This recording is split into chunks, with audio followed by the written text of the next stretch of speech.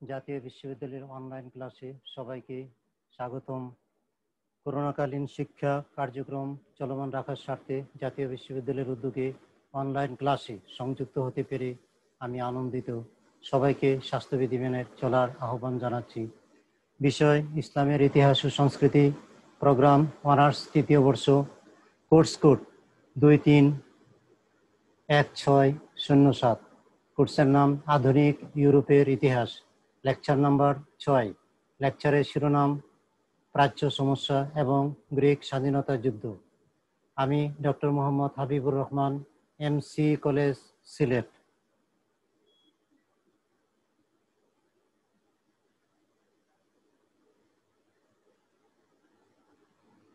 সুপ্রিয় শিক্ষার্থীবৃন্দ, সূচনা স্লাইডে আমি বলেছি আজকে লেকচারের শিরোনাম বলকান সমস্যা এবং গ্রিক স্বাধীনতা যুদ্ধ।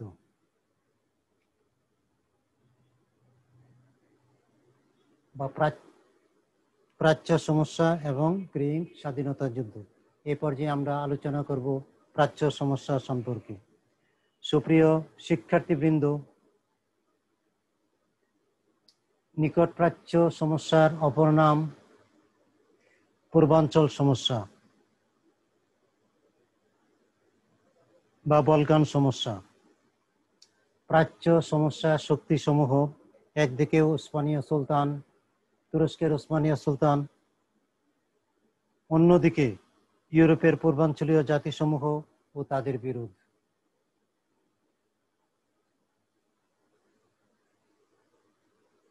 বলকান বা পূর্বাঞ্চলীয় জাতিসমূহ সার্বীয়, বুলগেরীয়, গ্রিক, আলবেনীয়, স্লাভ, এরা সবাই উসমানীয় সাম্রাজ্যের শাসনাধীন ছিলেন।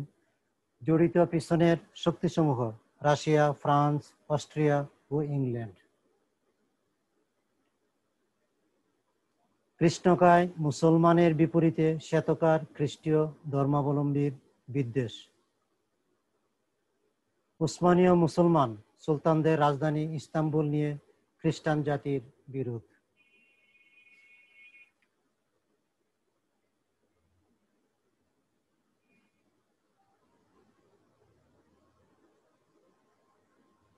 সুপ্রিয় শিক্ষার্থীবৃন্দ, এ পর্যায়ে আমরা যাব নিকট প্রাচ্য বা বলকান সমস্যা সম্পর্কে কিছু ধারণা নিব।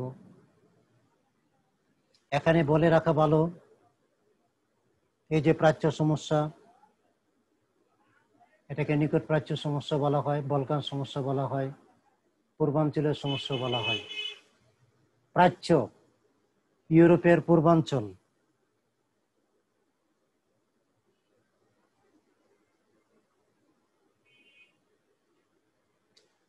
নিকট প্রাচ্য বা প্রাচ্য সমস্যাকে ইংরেজিতে ইস্ট এবং দ্য ইস্টার্ন কোস্টান হিসাবে ব্যবহৃত হয়েছে।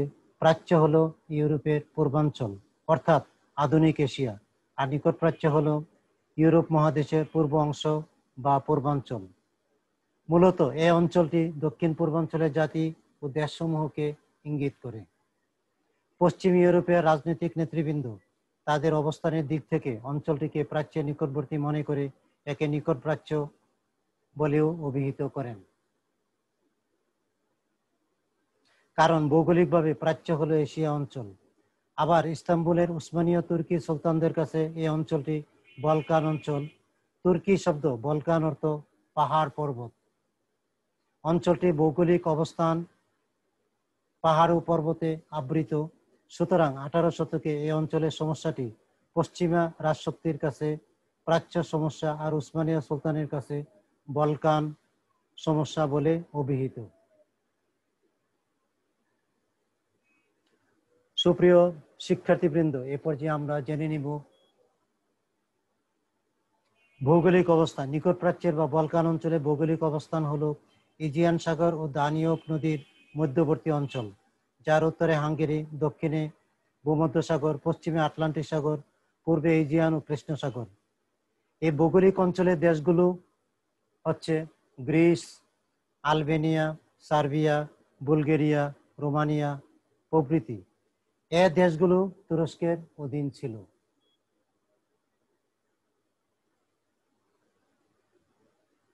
সুপ্রিয় শিক্ষার্থীবৃন্দ, এ পর্যায়ে আমরা জেনে নিব নিকট প্রাচ্য সমস্যার বৈশিষ্ট্য, উপকৃতি এবং প্রাচ্য সমস্যার উদ্ভবের কারণ। প্রাচ্য সমস্যার পিছনে 4টি কারণ এখানে আমি এনেছি। আবারও বলছি, প্রাচ্য সমস্যা কথাটি একটি রাজনৈতিক টার্ম হিসেবে ব্যবহৃত। শব্দটি সৃষ্টি হয় 19 শতকের শুরু থেকে। 1815-এ নেপোলিয়নকে পতন ঘটিয়ে ইউরোপ শক্তিবর্গ ভিয়েনায় মিলিত হয়, তা ভিয়েনা সম্মেলন নামে পরিচিত। এই সম্মেলনে রাশিয়া সম্রাট জার আলেকজান্ডার প্রাচ্য সমস্যার প্রতি দৃষ্টি আকর্ষণ করেন। বলকান অঞ্চলের এ সমসাময়িক ইউরোপের সমাজ ও রাজনীতি বিশ্লেষণ করলে নিকট প্রাচ্য সমস্যার পিছনে 4টি বৈশিষ্ট্য উপকৃতি ধরা পড়ে, অর্থাৎ 4টি কারণ ধরা পড়ে। মোটামুটি ভাবে এই বৈশিষ্ট্যগুলি প্রাচ্য সমস্যা সৃষ্টির মূলে কাজ করেছে। এই 4টি কারণ কি কি? মুসলিম খ্রিস্টান সাম্প্রদায়িক মনোভাব, বলকান জাতিসমূহের মধ্যে জাতীয়তাবোধ, রাশিয়ার ধর্মীয় উন্মাদনা অর্থাৎ রাশিয়ার রাজনৈতিক আগ্রাসন, 4 ইংল্যান্ড, ফ্রান্স ও অস্ট্রিয়ার বলকান নীতি। সুপ্রিয় শিক্ষার্থীবৃন্দ, এ পর্যায়ে আমরা এই বৈশিষ্ট্যগুলো বিশ্লেষণের দিকে যাব।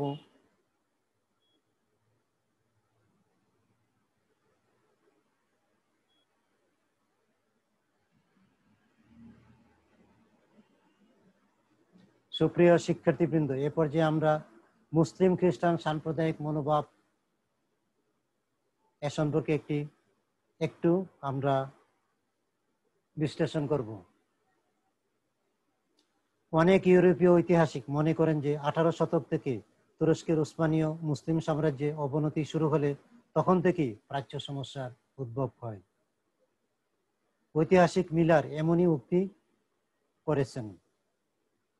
ঐতিহাসিক এল লিপসনও মনে করেন উসমানীয় সাম্রাজ্যের পতনের ইতিহাসের সঙ্গে বলকান জাতিসমূহের উত্থানের ইতিহাস পাশাপাশি জড়িত। এই দুই ইংরেজ ঐতিহাসিকের মন্তব্যের বিষয়টি আংশিক সত্য।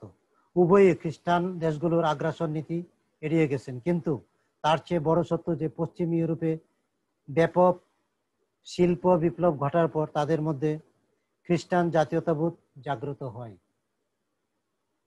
বিশেষ করে রাশিয়ার জার সম্রাটগণ ইউরোপের খ্রিস্টান ধর্মাবলম্বীদের অভিভাবকত্বের দায়িত্ব নেয়।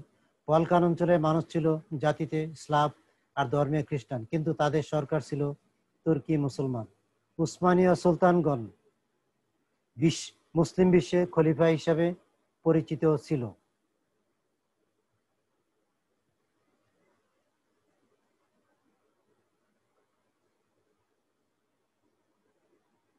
ইউরোপের খ্রিস্টান জগৎ ও রাজন্যবর্গ কোনো অবস্থাতেই ইউরোপে উসমানীয় মুসলিম সাম্রাজ্য মেনে নিতে পারেনি। বিষয়টি আর এক অর্থে হলো কালো মুসলিম শাসকের অধীনে সাদা খ্রিস্টান এরূপ উগ্র ধর্মীয় ও নৃতাত্ত্বিক মনোভাবও কাজ করেছে।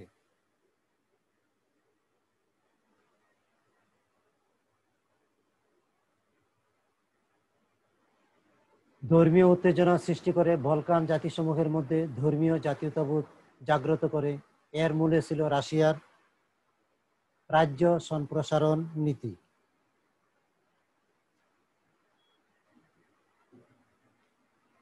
উসমানীয় সাম্রাজ্যকে দুর্বল করার জন্য অপপ্রচার করে যে তুরস্ক সাম্রাজ্য ইউরোপের রুগ্ন ব্যক্তি।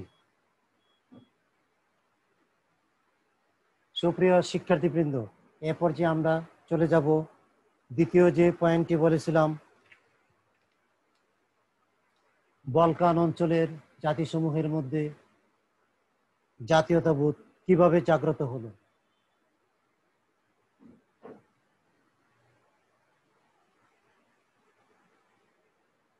সুপ্রিয় শিক্ষার্থীবৃন্দ,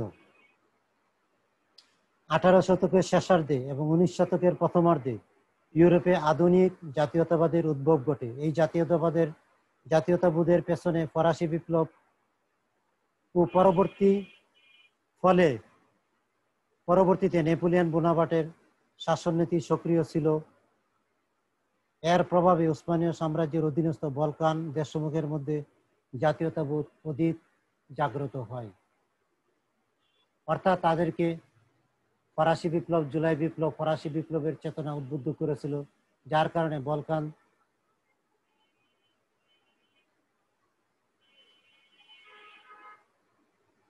দেশসমূহের মধ্যে জাতীয়তাবোধ অধিক জাগ্রত হয়। এই নবজাগ্রত জাতীয়তাবোধের মধ্যে ধর্মীয় উন্মাদনা ক্রিয়াশীল ছিল, যা ইউরোপের অন্যান্য অঞ্চলের জাতীয়তাবাদের জাগরণে লক্ষ্য করা যায় না, কারণ বলকান অঞ্চল ছাড়া বাকি ইউরোপের জাতিসমূহ একই ধর্মের অর্থাৎ খ্রিস্টান প্রভাবাধীনে ছিল। বলকান বা ইউরোপের দিক থেকে প্রাচ্য বা পূর্বাঞ্চলে প্রায় ৮০ লাখ খ্রিস্টানের বসবাস ছিল। জাতিতে অধিকাংশই স্লাভ জাতি গোষ্ঠীভুক্ত। ফরাসি বিপ্লবের পরবর্তী 1830-এর জুলাই বিপ্লব এবং 1848-এর ফেব্রুয়ারি বিপ্লবের অনুপ্রেরণা এদের মধ্যে স্বাধীন হওয়ার চেতনা বিস্তার করে। তাই তুরস্ক সাম্রাজ্যে অধীনতা ছিন্ন করার প্রবণতা তাদের মধ্যে 18 শতক থেকে শুরু হয়ে যায়, আর এতে ধর্মীয় ভাবে ইন্ধন যোগায় রাশিয়ার জার সম্রাটগণ।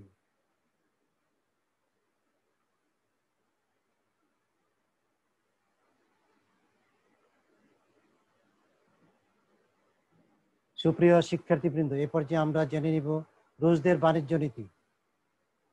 কেন রাশিয়া যুগ যুগ ধরে বলকানের দিকে সাম্রাজ্যবাদ নীতি বহাল রাখে? এর কারণ সামরিক ও বাণিজ্য নীতি। রুশদের উগ্র বৈদেশিক নীতির উদ্দেশ্য ছিল সামরিক বাণিজ্যিক আধিপত্য বিস্তার। তুরস্কের অধীনে বলকান অঞ্চল থাকায় ভূমধ্যসাগরের জলপথ রুশদের হাতছাড়া হয়ে পড়ে। একই সঙ্গে নৌবাহিনী চলাচল বিঘ্ন ঘটে।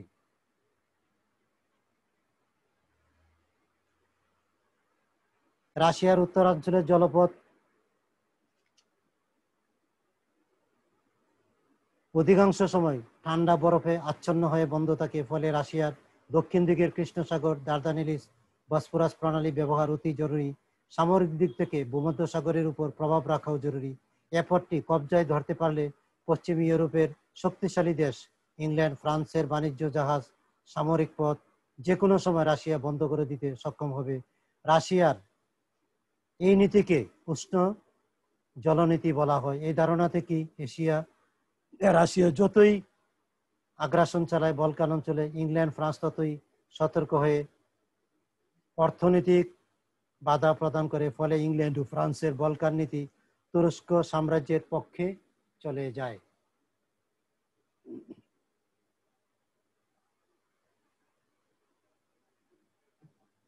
সুপ্রিয় শিক্ষার্থীবৃন্দ, এ পর্যায়ে আমরা 4 নম্বর পয়েন্টের দিকে চলে যাব। 4 নম্বর পয়েন্টটা কি বলেছিলাম মনে আছে? আমি বলে দিচ্ছি, ইংল্যান্ড, ফ্রান্স, অস্ট্রিয়ার বলকান নীতি।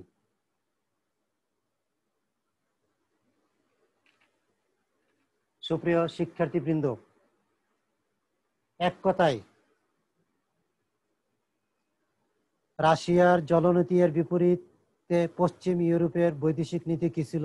এক কথায় এদের বলকান নীতি রাশিয়ার উগ্র সম্প্রসারণ নীতির বিরোধী ছিল। প্রথমে আসে অস্ট্রিয়ার প্রধানমন্ত্রী মেটার্নিকের নীতি। তিনি ইউরোপীয় সংঘ গঠন করে ইউরোপকে স্থিতাবস্থা বজায় রাখতে চান। তিনি রাশিয়ার আগ্রাসন চাননি, আবার কোনো জাতীয়তাবাদী আন্দোলনকেও সমর্থন করেনি, কারণ তুরস্কের মতো অস্ট্রিয়াও ছিল বিভিন্ন ধর্ম ও জাতি নিয়ে গঠিত বহুজাতিক রাষ্ট্র। কাজেই তুরস্কে ভাঙ্গন শুরু হলে তার ভাঙ্গন অস্ট্রিয়া সাম্রাজ্য আশ্রে পড়তে পারে। অস্ট্রিয়ার নীতি ছিল ইউরোপের ভারসাম্য বজায় রাখা।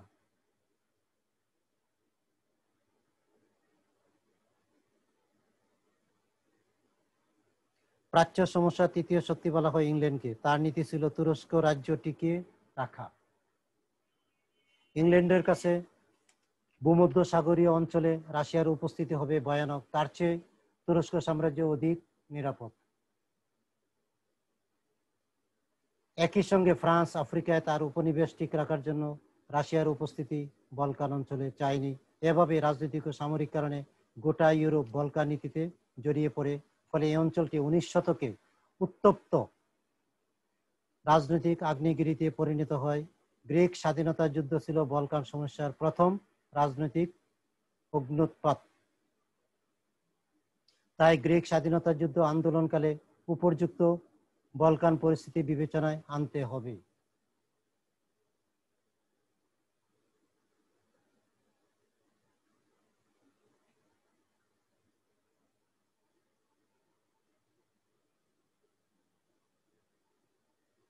সুপ্রিয় শিক্ষার্থীবৃন্দ, এ পর্যায়ে আমরা, যেহেতু আমি প্রথমে বলেছিলাম আজকে আমাদের লেকচারের শিরোনাম ছিল প্রাচ্য সমস্যা এবং গ্রিক স্বাধীনতা যুদ্ধ, এ পর্যায়ে আমরা গ্রিক স্বাধীনতা যুদ্ধ সম্পর্কে ধারণা নিব। কিভাবে গ্রিক উসমানীয় সাম্রাজ্য থেকে স্বাধীনতা লাভ করলো।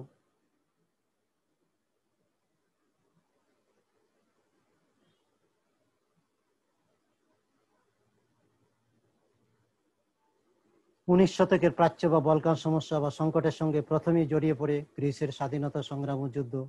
এর সময়কাল ছিল 1821 থেকে 1830 পর্যন্ত। গ্রিসের সমস্যা থেকে মূলত প্রাচ্য সমস্যার তীব্রতা বৃদ্ধি পায়, উত্তেজনাময় হয়ে ওঠে বলকান অঞ্চল। গ্রিস দক্ষিণ পূর্বাঞ্চলে অবস্থিত একটি প্রাচীন সভ্য জাতি। গ্রিক সভ্যতার শিক্ষা ও রাজনীতি বহু প্রাচীন।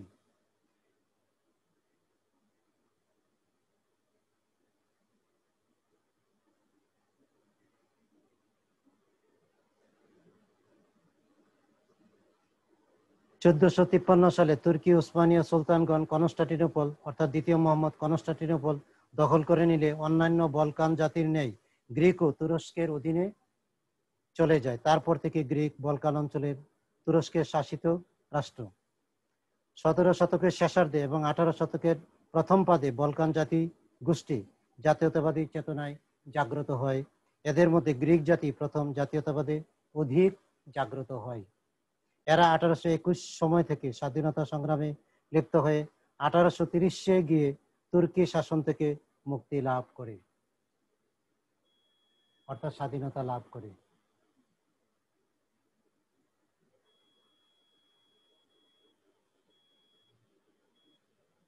সুপ্রিয় শিক্ষার্থীবৃন্দ, এ পর্যায়ে আমরা জেনে নিব গ্রিক স্বাধীনতা সংগ্রামের কারণ। গ্রিকরা কেন স্বাধীনতা সংগ্রামে জেগে উঠল? এখানে কয়েকটি কারণ আমি দেখিয়েছি। 1 নম্বর, তুর্কি উসমানীয় শাসনে স্বায়ত্তশাসন ও ধর্মীয় স্বাধীনতা লাভ। 2 নম্বর কারণ দেখিয়েছি আমি বলকান অঞ্চলে সার্বীয়দের স্বাধীনতা সংগ্রামের অনুপ্রেরণা। 3 নম্বর দেখিয়েছি মুসলিম খ্রিস্টান বিদ্বেষ, অর্থাৎ এশিয়ায় মুসলিম শাসক, প্রজা হলো ইউরোপের খ্রিস্টান। 4 নম্বর কারণ দেখিয়েছি রাশিয়ার ধর্মীয় প্রচারণা। 5 নম্বর দেখিয়েছি প্রাচীন গ্রিক ঐতিহ্য ও স্বাধীনতাবোধ জাগ্রত। 6 নম্বর দেখিয়েছি আমি হেটাইরিয়া ফিলিক নামক গুপ্ত সমিতি গঠন ও গ্রিকদের ঐক্যবদ্ধকরণ।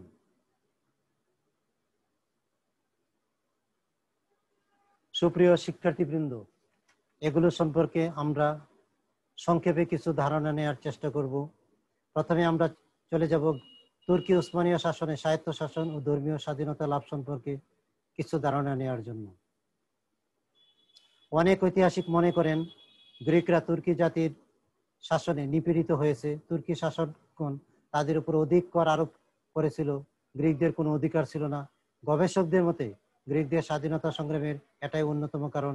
এ ধরনের দোষারোপ ইতিহাসে বস্তুনিষ্ঠ নয়, বরং যা ঘটেছিল তা ওই দোষারোপের বিপরীত। এ প্রসঙ্গে ঐতিহাসিক লিপসন বলেন, তুরস্ক সুলতানদের শাসনে গ্রিকরা অধিক স্বায়ত্তশাসন ভোগ করে। তারা স্বাধীন মতামত ও ধর্ম পালনে মুসলিম শাসকদের কাছ থেকে সম্পূর্ণ স্বাধীনতা ভোগ করেছিল। সেই পরিমাণ ধর্মীয় স্বাধীনতা ও স্বায়ত্তশাসন অস্ট্রিয়ার অধীনে প্রটেস্টান্টিনগণ এবং আয়ারল্যান্ডের অধীনে ক্যাথলিকগণ কখনো লাভ করতে পারেনি।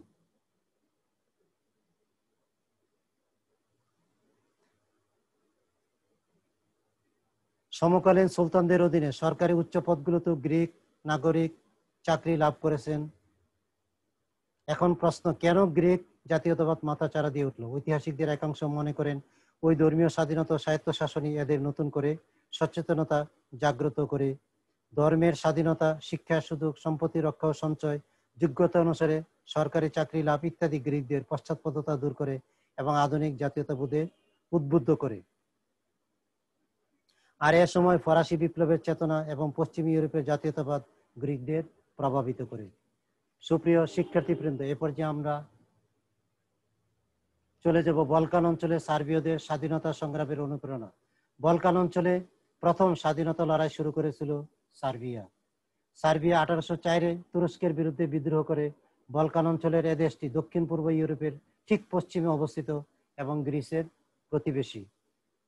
কারাজর্জ নামক এক বিদ্রোহী ছিলেন সার্বিয়ানদের নেতা। স্লাভ ভাষাভাষী সার্বিয়ানদের বিদ্রোহকে তুরস্কের সুলতান দমন করতে সক্ষম হন। কারাজর্জের পর সার্বিয়া সংগ্রামে নেতৃত্ব দেন মিলোচ উব্রেনোভিচ। মিলোচ তুরস্কের সুলতান থেকে অধিক স্বায়ত্তশাসন আদায় করেন। সার্বিয়ানরা স্বাধীনতা লাভ করতে পারেনি, কিন্তু স্বাধীনতা সংগ্রাম প্রতিবেশী গ্রিককে অনুপ্রাণিত করে। অর্থাৎ বলকান অঞ্চলে প্রথম বিদ্রোহের বীজ সূচিত হয় সার্বিয়ানদের দ্বারা। আজ এর সুফল লাভ করে গ্রিকরা 1830 সালে। এরপর যে আমরা একটু বিশ্লেষণ করব মুসলিম খ্রিস্টান বিদ্বেষ। দেখা গেল এশিয়ার মুসলিম শাসক আর প্রজা হলো ইউরোপের খ্রিস্টান। পূর্বে বলা হয়েছে বলকান বা প্রাচ্য সমস্যা উত্তরণের পেছনে ধর্মীয় কারণ ছিল। মুসলিম শাসক ছিলেন তুর্কি সুলতানগণ। তুর্কি মুসলিম শাসকদের দ্বারা সমস্ত সুযোগ সুবিধা ভোগ করা সত্ত্বেও খ্রিস্টান ধর্মাবলম্বী গ্রিকরা বিদ্রোহ করে। গ্রিকরা ছিল খ্রিস্টান ধর্মের অনুসারী। ধর্মীয় প্রচারণা সৃষ্টির ক্ষেত্রে ইন্ধন জুগিয়েছিল রাশিয়ার সরকার, জার সম্রাটগণ। গ্রিক ধর্মযাজকরা মুসলিম সুলতানদের বিতাড়িত করে খ্রিস্টান কর্তৃত্ব প্রতিষ্ঠা করার জন্য গ্রিসবাসীকে আহ্বান জানায়। এছাড়া কৃষ্ণবর্ণের মুসলমান আর সাদা বর্ণের গ্রিক এরূপ নৃতাত্ত্বিক বিদ্বেষ ছড়িয়েছিল। সুপ্রিয় শিক্ষার্থীবৃন্দ, এ পর্যায়ে আমরা চলে যাব রাশিয়ার ধর্মীয় প্রচারণা সম্পর্কে কিছু ধারণা নেওয়ার জন্য। রাশিয়া 17 শতক থেকে তুরস্কের বিরুদ্ধে উষ্ণ জলনীতি গ্রহণ করে বলকান জাতিগুলোকে উত্তেজিত করতে থাকে। ভূমধ্যসাগরীয় জলপথে রাশিয়ার আধিপত্য বিস্তারের লক্ষ্যে রাশিয়া, গ্রিক, সার্বিয়া, ক্রিট অঞ্চল দখল করতে চায়। এই লক্ষ্যে তুরস্কের উসমানীয় সুলতানদের সে ইউরোপের রুগ্ন ব্যক্তি বলে মনস্তাত্ত্বিকভাবে দুর্বল করতে চেয়েছিল। রাশিয়া বলকান অঞ্চলে গ্রিক জাতিকে ইসলাম ধর্মের অনুসারী সুলতানদের অধীনতা থেকে মুক্ত হওয়ার জন্য আহ্বান জানায়। সুপ্রিয় শিক্ষার্থীবৃন্দ, এ পর্যায়ে আমরা বিশ্লেষণ করব প্রাচীন গ্রিক ঐতিহ্য ও স্বাধীনতাবোধ জাগ্রত। We are all গ্রিকস। 18 শতকে ফরাসি বিপ্লবের মন্ত্র স্বাধীনতা, সাম্য গ্রিসে প্রবেশ করে। গ্রিকরা জাতীয়তাবাদের চেতনায় উজ্জীবিত হয়। তাদের সাহিত্যিকগণ গ্রিসের প্রাচীন সভ্যতা ঐতিহ্যের কথা মনে করিয়ে দেয়। কবি বাইরন, কবি শেলি এরা গ্রিকদের সামনে প্রাচীন ঐতিহ্য গৌরব তুলে ধরে জাতীয় চেতনায় উদ্বুদ্ধ করেন। এছাড়া বিখ্যাত জাতীয়তাবাদী নেতা কুরায়েস গ্রিকদের স্বাধীনতার মন্ত্রে ঐক্যবদ্ধ করেন। তার বই ও লেখনী জার্মান নেতা লুথারের সংকলিত বাইবেলের ন্যায় গ্রিসবাসীকে রোমাঞ্চিত করে। গ্রিক নিজেকে প্রাচীন হেলেনীয় বলে মনে করে কবি শৈলী লেখেন, উই আর অল গ্রিকস। সুপ্রিয় শিক্ষার্থীবৃন্দ, এই পর্যায়ে আমরা হেটাইরিয়া ফিলিক নামক গুপ্ত সমিতি গঠন ও গ্রিকদের ঐক্যবদ্ধকরণ একটু বিশ্লেষণ করার চেষ্টা করব। প্রতিবেশী সার্বিয়ানদের আন্দোলনের সময় গ্রিসে কয়েকটি গুপ্ত সংগঠনের উদ্ভব হয়েছে। এসব সংগঠনের উদ্দেশ্য ছিল বিধর্মী মুসলমানদের বিরুদ্ধে খ্রিস্টান ধর্মীয় উন্মাদনা সৃষ্টি করা। এই সকল গুপ্ত সংস্থার অন্যতম ছিল হেটাইরিয়া ফিলিক। এই গুপ্ত সংস্থাটি পরাধীন ইতালির কার্বোনারি সংস্থার সঙ্গে তুলনা করা যায়। 1814-তে হেটাইরিয়া ফিলিক গঠিত হয়। 4 জন গ্রিক বণিক ওডেসা শহরে এই গুপ্ত সংস্থাটি তৈরি করেন। মাত্র 6 বছরে 1820-এ পৌঁছে এদের সদস্য সংখ্যা 2 লাখে উপনীত হয়।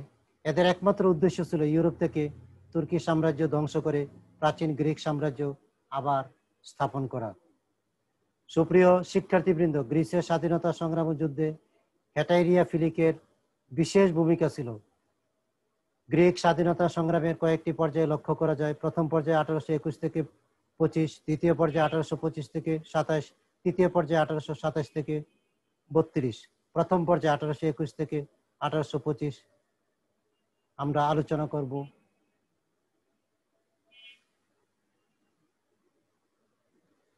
সুপ্রিয় শিক্ষার্থীবৃন্দ, গ্রিক স্বাধীনতা যুদ্ধের ঘটনা প্রবাহ সম্পর্কে এখন আমি তোমাদেরকে কিছুটা ধারণা দেওয়ার চেষ্টা করব।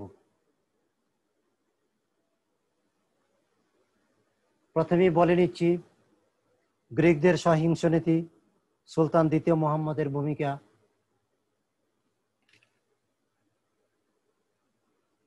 তারপর ইপসিলান্টির নেতৃত্বে হেটাইরিয়া ফিলিক,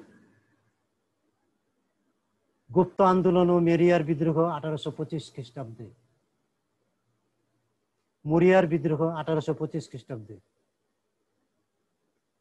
এরপর এই পর্যায়ে দ্বিতীয় পর্ব 1825 থেকে 27। দ্বিতীয় পর্বে আমরা দেখতে পাচ্ছি গ্রিক স্বাধীনতা আন্দোলনের দ্বিতীয় পর্যায়ে মিশরের গভর্নর মোহাম্মদ আলী গ্রিক স্বাধীনতা যুদ্ধে যোগদান করেন।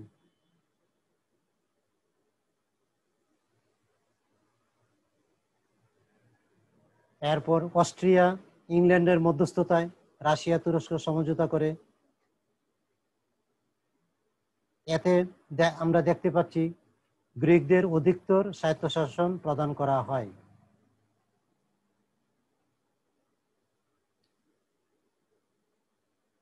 এরপরে যে ঘটনা প্রবাহ নাভারিনের যুদ্ধ 1827 সালে। আর এই পর্যায়ে গ্রিসের স্বাধীনতা সংগ্রামের তৃতীয় পর্ব, অর্থাৎ তৃতীয় পর্ব হলো 1827 থেকে 30। তো নাভারিনের যুদ্ধ সংঘটিত হয় 1827 সালে। ইংল্যান্ড ও ফ্রান্সকে সঙ্গে টানতে সক্ষম হয়েছিল রাশিয়া। ত্রিশক্তি মিলিত হয়ে তুর্কি নৌবহরের মুখোমুখি হয়। উভয় বাহিনীর সেনা মোতায়েন ছিল গ্রিসের উপকূলে নাভারিন নামক স্থানে। নাভারিন ইজিয়ান সাগরের উপকূলে উপস্থিত গ্রিসের দ্বীপাঞ্চল। আকস্মিক ত্রিশক্তির বোমা আক্রমণে তুর্কি নৌবাহিনীর ব্যাপক ক্ষয়ক্ষতি হয়। এই যুদ্ধটি ঘটে 1827 সালের 20 অক্টোবর। তুরস্কের নৌবাহিনীর পরাজয় গ্রিক বিপ্লবীরা উজ্জীবিত হয়। এদের স্বাধীনতা সংগ্রাম আরো এক ধাপ এগিয়ে আসে, কিন্তু গ্রিস তুরস্ক সংঘর্ষের অবসান ঘটেনি।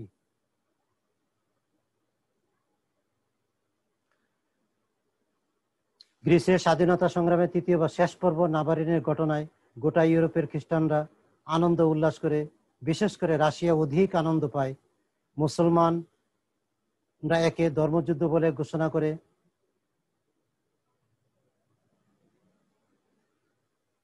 সুলতান দ্বিতীয় মোহাম্মদ 1828 ইস্তাম্বুল শহরে ওলামাদের সমাবেশ ডাকেন। নাভারিনের পরাজয়ে তুর্কি বাহিনী নতুন করে গ্রিসে তাদের আধিপত্য বজায় রাখতে বদ্ধপরিকর হয়। গ্রিস সমস্যা খ্রিস্টান মুসলমান সমস্যায় পরিণত হয়। ইতিমধ্যে ইংল্যান্ড গ্রিস পক্ষ ত্যাগ করে পূর্বের নীতিতে চলে যায়, কারণ তুর্কিরা বলকান অঞ্চলে পরাজিত হলে রাশিয়ার প্রভাব বৃদ্ধি পেতে পারে। 1828-এর 29 জানুয়ারি ব্রিটিশ রাজা পার্লামেন্টের ভাষণে নাভারিনের পরিণতিকে দুর্ঘটনা বলে মন্তব্য করেন এবং দুঃখ প্রকাশ করেন। ইংল্যান্ড ত্যাগ করায় রাশিয়া এককভাবেই তুরস্কের বিরুদ্ধে যুদ্ধ ঘোষণা করে। রাশিয়া সম্রাট তখন জার নিকোলাস। তিনি ইউরোপের শক্তিধর রাষ্ট্র ইংল্যান্ড, ফ্রান্স ও অস্ট্রিয়ার প্রতিবাদ অগ্রাহ্য করেই যুদ্ধে অবতীর্ণ হয়েছেন। সুপ্রিয় শিক্ষার্থীবৃন্দ, এ পর্যায়ে আমরা আলোচনা করব আড্রিয়ানোপলের সন্ধি ও গ্রিসের স্বাধীনতা লাভ।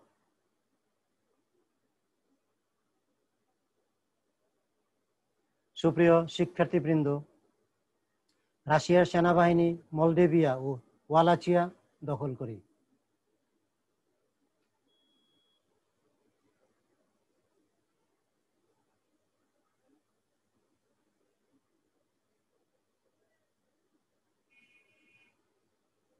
আড্রিয়ানোপলের সন্ধি ও গ্রিসের স্বাধীনতা লাভ। রাশিয়ার সেনাবাহিনী মলডেভিয়া ওয়ালাচিয়া দখল করে। তারা সামরিক দিক দিয়ে অত্যন্ত কৌশলগত স্থান দারদানিলিস প্রণালীতে প্রবেশ করে। উভয় বাহিনী আড্রিয়ানোপল নামক স্থানে মুখোমুখি হয়।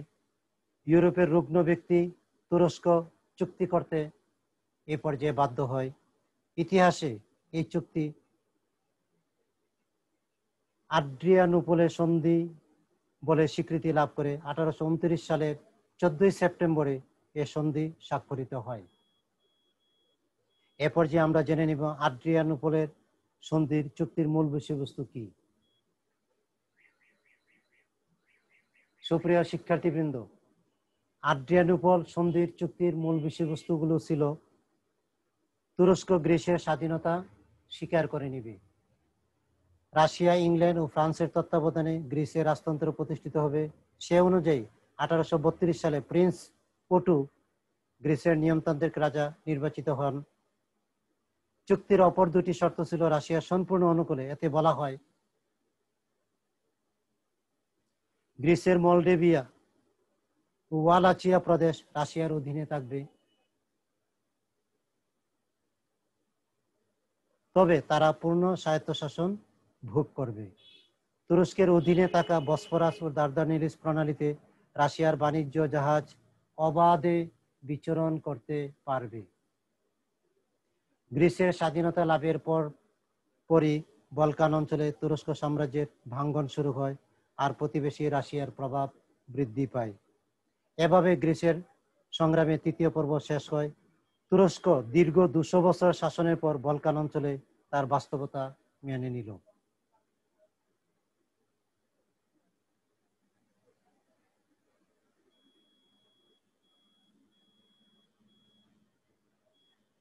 সুপ্রিয় শিক্ষার্থীবৃন্দ, এ পর্যায়ে আমরা জেনে নিব ইউরোপের রাজনীতিতে গ্রিক স্বাধীনতা সংগ্রামের গুরুত্ব ও ফলাফল। কঠিন পরীক্ষার সম্মুখীন বলকান অঞ্চলে উসমানীয় সাম্রাজ্য।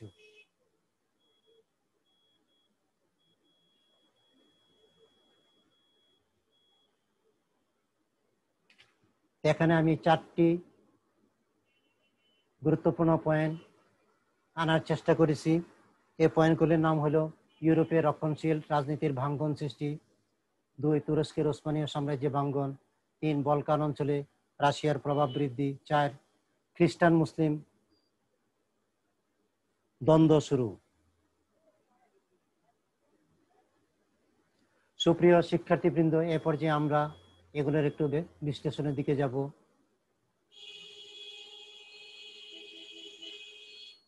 প্রথমে চলে যাব আমরা ইউরোপীয় রক্ষণশীল রাজনীতির ভাঙ্গন সৃষ্টি কিভাবে হয় এ সম্পর্কে একটু ধারণা নেওয়ার চেষ্টা করব। নেপোলিয়নের পতনের পর ভিয়েনা কংগ্রেসের মাধ্যমে ইউরোপে শুরু হয় রক্ষণশীল রাজনীতি। 1815 সালে অনুষ্ঠিত ভিয়েনা বৈঠকে ইউরোপের শক্তিধর রাষ্ট্র ইংল্যান্ড, অস্ট্রিয়া, রাশিয়া উপস্থিত ছিল।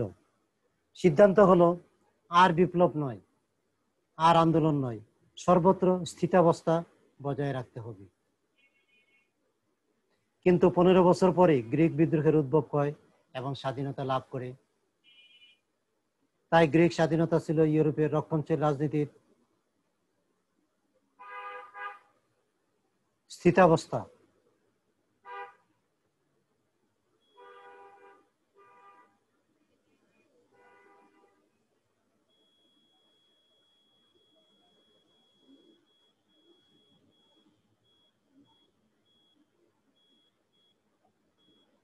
এরপর যে আমরা চলে যাব তুরস্কে উসমানীয় সাম্রাজ্যে ভাঙ্গন, অর্থাৎ প্রাচ্য বা বলকান অঞ্চলে জাতীয়তাবাদ আন্দোলনের সূচনা ঘটে। ইউরোপের দক্ষিণ পূর্বাঞ্চল নিকট প্রাচ্যের দেশগুলো ছিল উসমানীয় সুলতানদের শাসনাধীন। তুর্কি শাসকরা এই অঞ্চলকে বলকান বলে অভিহিত করত। গ্রিসের স্বাধীনতা আন্দোলন সফল হওয়ার এখানকার অন্যান্য জাতিগুলো স্বাধীনতার ডাক দেয়। গ্রিসের পরে রোমানিয়া, সার্বিয়া, বুলগেরিয়া, আলবেনিয়া 20 শতকের শুরুতে উসমানীয় সাম্রাজ্য থেকে আলাদা হয়ে যায়। সুতরাং গ্রিসের স্বাধীনতা প্রাপ্তি ছিল বলকান অঞ্চলে বিভক্ত হওয়ার প্রথম সূচনা পর্ব।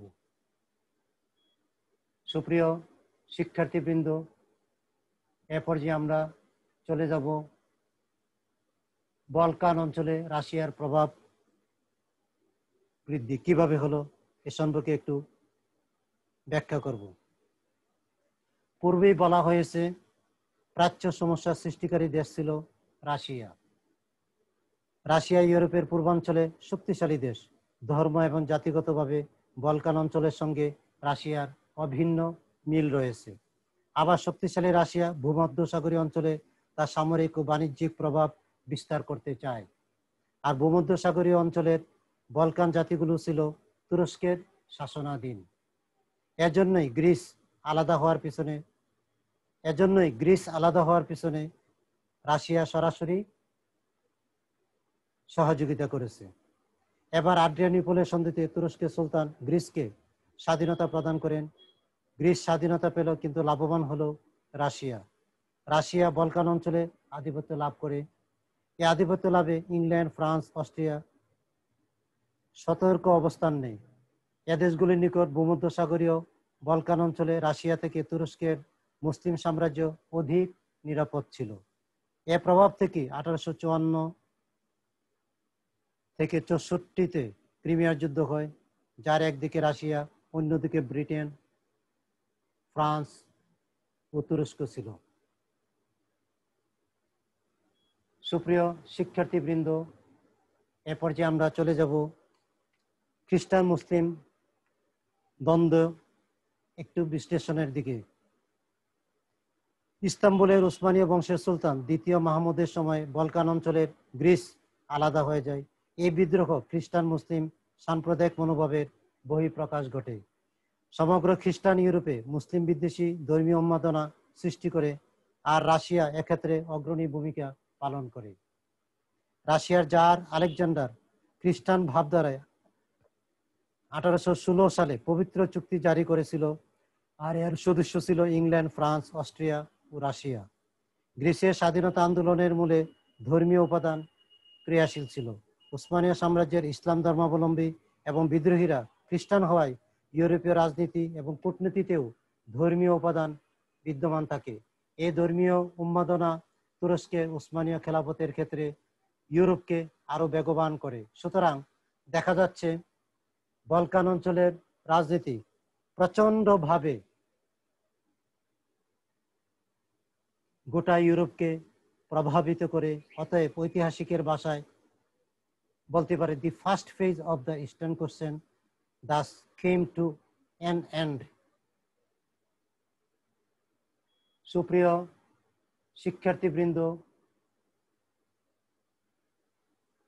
প্রাচ্য সমস্যা এবং গ্রিক স্বাধীনতা যুদ্ধ সম্পর্কে এই পর্যন্ত আমি তোমাদের সামনে ধারণা দেওয়ার চেষ্টা করেছি। আশা করি তোমরা এই জিনিসগুলো যদি মনোযোগ সহকারে শোনো, প্রাচ্য সমস্যা, নিকট প্রাচ্য সমস্যা, বলকান সমস্যা, পূর্বাঞ্চলীয় সমস্যা, এগুলো সম্পর্কে খানিকটা ধারণা তোমাদের মধ্যে আসবে। পাশাপাশি প্রাচীন সভ্যতার একটি কেন্দ্র গ্রিস, এই গ্রিস একটা সময় উসমানীয় সুলতানদের অধীনে চলে যাওয়ার পরে তারা কিভাবে আবার তাদের মধ্যে কিভাবে জাতীয়তাবোধ জাগ্রত হয়, জাতীয়তাবোধ জাগ্রত হওয়ার মধ্যে তারা কিভাবে স্বাধীনতার দিকে অগ্রসর হয়ে এক পর্যায়ে স্বাধীনতা অর্জন করে, এই জিনিসগুলো আমি তোমাদের সামনে তুলে ধরার চেষ্টা করেছি। আশা করি তোমরা যদি মনোযোগ সহকারে এগুলো শ্রবণ করো, তাহলে পরীক্ষায় আসুক, পরীক্ষাতে যদি ক বিভাগের প্রশ্ন, খ বিভাগের প্রশ্ন এবং গ বিভাগের প্রশ্ন আসে, তোমরা সুন্দরভাবে লিখতে পারবে। তো এই জিনিসগুলো আলোচনা করতে গিয়ে যে সমস্ত বই থেকে আমি সহযোগিতা নিয়েছি, সহায়ক গ্রন্থ a history of modern times from 1789, আধুনিক ইউরোপের ইতিহাস ডক্টর ইমরান জাহান, ইউরোপের রাজনীতি ও কূটনীতি ঢাকা বিশ্ববিদ্যালয় আবুল কালাম স্যারের লেখা। সুপ্রিয় শিক্ষার্থীবৃন্দ, তো তোমাদের সকলকে ধন্যবাদ জানিয়ে আমি আমার লেকচার এখানেই সমাপ্তি করতে যাচ্ছি। তো সবাই ভালো থাকো, সুস্থ থাকো। আবারও বলছি, তোমরা সবাই এই দুর্যোগকালীন মুহূর্তে নিজেদেরকে সেফ রাখবে। তুমি যদি নিজে সেফ থাকো, তোমার পরিবার সেফ থাকবে, তোমার পরিবার সেফ থাকলে সমাজ সেফ থাকবে, পুরা দেশ সেফ থাকবে। তো তোমাদের সকলের সুস্বাস্থ্য কামনা করে আমি আমার লেকচার এখানে শেষ করছি। আল্লাহ হাফেজ, ভালো থাকো, সুস্থ থাকো। আসসালামু আলাইকুম ওয়া রাহমাতুল্লাহ।